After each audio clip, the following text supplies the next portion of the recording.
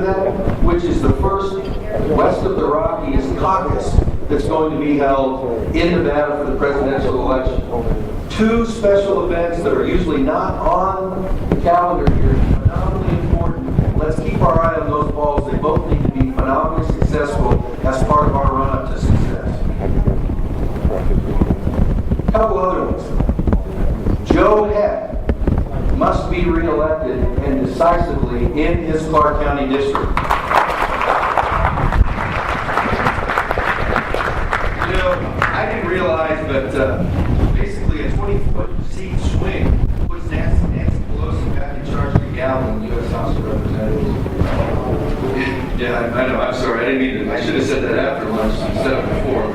But nonetheless, so when you look at the importance of Nevada with 4 congressional seats that will be up for the first time in our history, and you look at continuing the success that Joe Heck had in knocking Dina Titus off last cycle, it's phenomenally important, not only for Joe Heck, but there's a guy standing around somewhere back there, a little bit overdressed, all this good stuff must be dirty today or something like that, he's got a tie on. But of the 10 Republican seats that are up for election this time nationwide, one of the 2 that were identified as potentially vulnerable was the former John Ensign President Dean Heller seat here in Nevada. And we know that ground zero for the Dean Heller election to the United States Senate is Clark County. And so, when we talk about the run-up on registration, in ground game, and get out the vote, in women's clubs being involved, the Central Committee folks being involved, the state party being involved, those 1,200 precincts that are in Clark County for 2012, phenomenally important. But let's not just focus on the top of the ticket.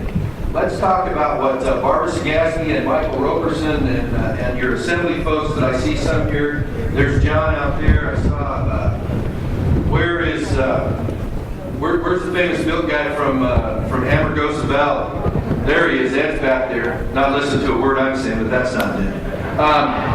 Let's talk about down ticket, where you have a new seat that's going to come down here from the north of the state senate. So you're going to have an additional seat. You need to win that one, and you need to win another one for the Republicans to take back control of the state senate. Phenomenally important when you talk about the economy in Nevada in terms of who controls that house, accountability and predictability. But the good news for John Hambrick and his colleagues and Pat Dickey I see over here in the State Assembly is, let's not forget the fact that John Oseguera and Stephen Horsford are not doing reapportionment in Nevada this year. None of us are real excited about, or ever excited about going to court, but I would submit that after you saw the maps that they produced, reapportionment being done by a Nevada State District Court is good news. So, when we talk about what's going on in the Assembly, and you get 42 Assembly districts in this state that are about the same size, I will say now what I said when I was just keeping the seat warm for Amy Tarkanian, and that's this. You give us 42 same-size districts in the Assembly, and we'll be fine. We don't even care where the lines are. Just make them all the same size, and we'll put the helmet on and strap up the chin strap and go out there and parlay all those multiplicity of votes that Assembly candidates have on the Republican side every year, and we'll take that state Assembly back. And we'll do it just by playing by the rules. So election 2012, up and down the ballot. Phenomenally important. Ground zero is Clark County. And you read the articles, well, there's tens of thousands more registered Democrats than Republicans in Clark County and blah, blah, blah, and all that stuff. Well, guess what? We think we've got a pretty good idea on how a lot of those folks seem to feel at this point in time. And don't forget the independents. And that is, when you look at the state that our state is in, with some of these supposed best friends in the federal government a person can have, and you ask yourself, is this really working for us? Is this really working for us with a chief executive who says as much bad about Southern Nevada as a resort destination as he ever did good?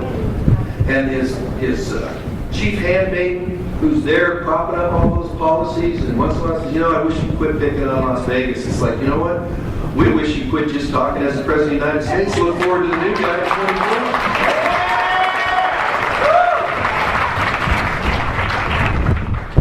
So, I'm going to leave you with one last thought, because I know that Mr. Muth is an on-time guy.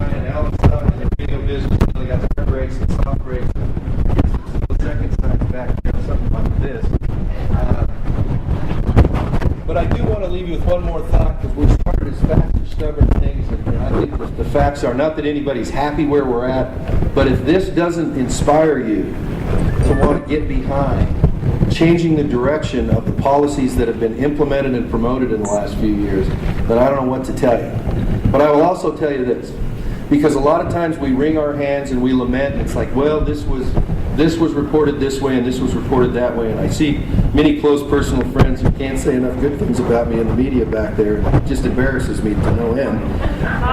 But I will tell you this, our path to success is in direct communication with Republicans and independents and Nevada Democrats in this state. It is in direct communication. We are responsible for that message. If your communication strategy relies upon somebody else delivering the message, then I would submit to you, you have a flawed communication strategy. The challenge is to go out with direct contact, with direct mail, with direct media, with all of those things, with networks, through the clubs, through the central committees, and get that grassroots voter turnout up there where it needs to be. Because at the end of the day, when you talk about the United States Senate being within 3 seats of Harry Reid becoming the minority leader, or something along those lines for the rest of his career, when you talk about taking that edge that presently exists in the House with Joe Heck and his colleagues and increasing that, and you talk about changing the occupant of the White House to get things back on track in terms of prudent fiscal policy, prudent insurance and healthcare policies, fixing the problems that need to be fixed. And it boils down to basically 2 things when you're talking about asking for a legislative job. 2 things that probably ought to be the center of that. First thing, read the bills. Number 2, tell the truth. In this present environment of political drama where if you vote this way, the world is going to come to an end as we know it, the voters of Nevada are smarter than that. The voters of Nevada look into the facts. So these one-line things of, well, if you do this, then everybody over the age of 65 is going to die a horrible death instantly next Tuesday, is simply not credible. So, I will say this. Look out for those folks who read the bills and tell the truth and remember who they work for. And that's the folks who gave them the job. Thank you very much for the opportunity to come talk. We'll look forward to seeing you all in the next 60 days. God bless Nevada.